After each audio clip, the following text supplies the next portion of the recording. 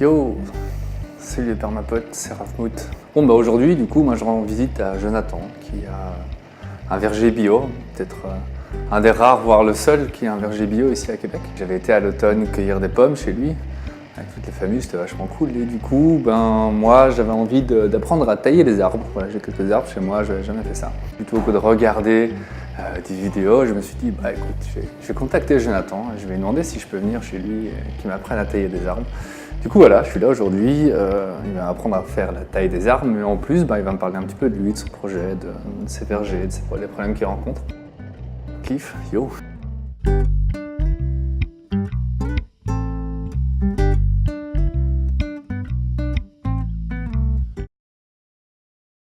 Jonathan Aubin, propriétaire de la cidrerie Saint-Antoine, copropriétaire avec ma conjointe Émilie Vaillancourt. On a environ 3000 pommiers à Saint-Antoine-de-Thiers, une dizaine de variétés de pommes de début septembre à mi-octobre, toutes certifiées biologiques. Du coup, tu vois tout sur la taille, quoi. Oui, pas de problème. C'est assez simple, dans le fond. Dans le fond, il y a deux types de tailles. Il y a la taille de formation. Quand on a un nouveau pommier qu'on plante, là, il faut choisir les branches, il faut éliminer celles qui sont trop basses, il faut éviter de faire des doubles têtes, des choses comme ça. Il faut choisir les branches en fonction d'avoir un pommier un peu comme celui-là. Celui-là n'est pas parfait, là, mais un peu un style, un bonsaï ou une pyramide, dans le fond. Que toutes les branches soient au soleil, que toutes les branches soient au vent aussi pour qu'ils puissent sécher rapidement pour éviter les problèmes du champignon. C'est un peu ça qu'on essaie de faire quand on fait une taille. Là, ici, c'est des pommiers qui sont assez âgés. Eux, ils ont été plantés, là, ça doit être en 83 dans les premiers pommiers qui ont été plantés ici, 83-84.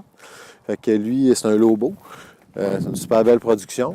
Dans le fond, là, quand on arrive sur un pommier, dans le fond, pour l'entretien, c'est de regarder qu'est-ce qui nous saute aux yeux en partant. S'il y a des branches de cassé, comme on voit une branche de cassé ici. S'il y a des branches de malades, c'est sûr qu'ils vont être éliminés tout de suite en partant. Là, au niveau maladie, ça a l'air beau, mais on voit qu'il y a quand même deux grosses branches de cassé, là, un gros hiver. Fait qu'on va commencer par le plus facile, dans le fond, éliminer les branches cassées. Oups, on va s'allumer ça, ça va aller mieux. Et tu coupes juste après une branche qui va bien, c'est ça? Il faut tout le temps couper dans un joint. Il faut éviter de laisser là, des mognons, comme on pourrait dire, parce que ça favorise le développement de maladies. Il faut tout le temps qu'on ait une union, là. Et toujours perpendiculaire au tronc, pas en angle ou quoi? Ouais, ben ça dépend tout le temps de la coupe qu'on a à faire, parce que là, c'est une coupe qui n'aurait pas été faite. Normalement, c'est la branche qui a été cassée. On essaie de ne pas avoir trop de troncs là, qui pourraient rester à l'humidité comme ça. Là. Tu les recouvres pas, tu laisses comme ça? Non, c'est sûr, ça serait l'idéal là, si on a juste un ou deux pommiers de recouvrir, là, mais malheureusement, ouais, c'est ça. Fait qu'on a une autre branche de cassé qu'on va éliminer. Ah ouais, ok. Tu fais quoi avec les branches? Les branches, ils vont être mises en tas au centre, puis les plus grosses, ils vont servir au bois de chauffage ou pour faire des barbecues, fumer des viandes. Ou sinon, les plus petites sont toutes broyées sur place. On a un gros broyeur qui va les broyer sur place. Et tu fais un tas de broyats ou bien tu remets ton On laisse ici au sol, ouais. Ça, c'est cool, le BRF. Tu veux les champignons, tu veux tes mycorhizes. C'est ça, ça ne donne pas une grosse quantité là, pour la chose. Il y a quelques secteurs, on change nos secteurs, on l'étend comme il faut, là, puis ça fait un beau paillis. Quand les pommes tombent au sol aussi, c'est bien. Ça empêche les mauvaises herbes. Pas de déchets, quoi. Non, je exact. Le redis, tout se perd, tout se crée. Ouais, c'est belle politique, j'aime ça. Ensuite, une fois qu'on a éliminé les branches qui étaient cassées, dans le fond, c'est d'enlever les gourmands. Les gourmands, c'est qu'est-ce qui pousse là, à chaque saison. C'est du bois jeune. On voit qu'il n'est pas tout à fait de la même couleur. Là. Ça, c'est toutes des branches là, qui ont poussé de l'année, mais qui n'ont aucun bourgeon à fruits. Fait qu'ils feront pas de fruits. Pardon, tu peux expliquer ce que c'est les bourgeons à fruits exactement? Les bourgeons à fruits, on en a ici, là, sont un petit peu plus gros.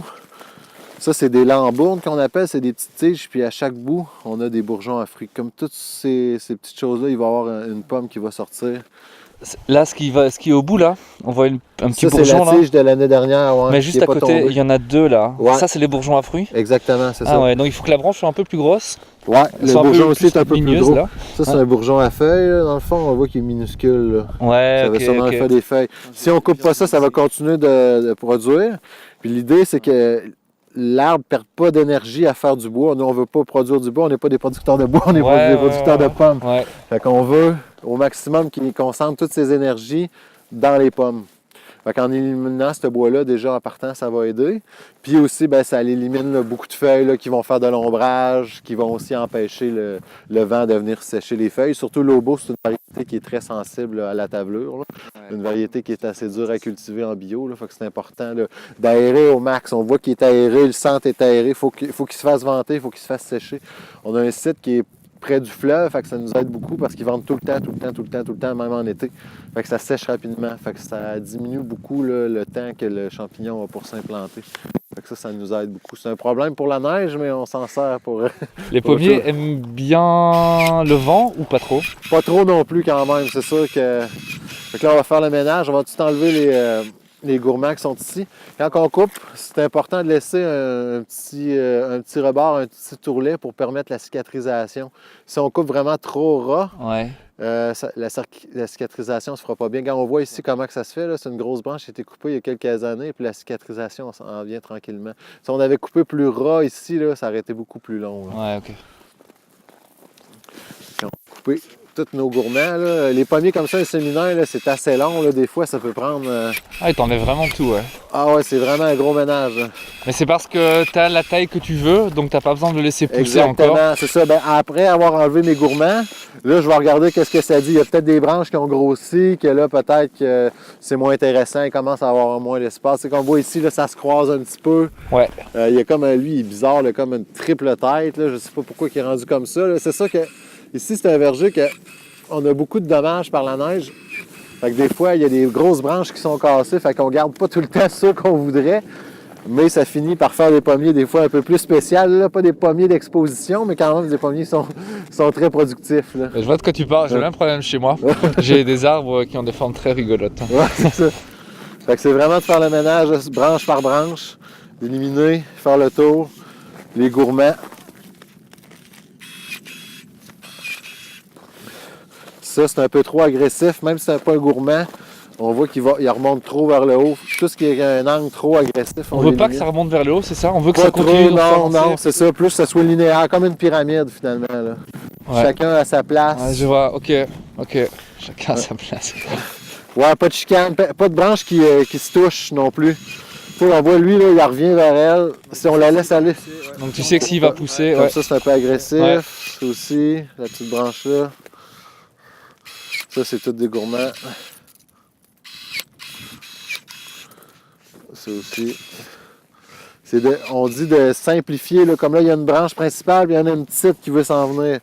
Fait qu'on n'a pas besoin d'elle, surtout qu'elle est dans le centre. Elle, tout ce qui s'en va vers le bas aussi, là, c'est ça qu'on l'élimine. Et là, on est assez haut. Là. Fait que c'est vraiment de faire un ménage du printemps, là, comme on dit. Là. Ouais.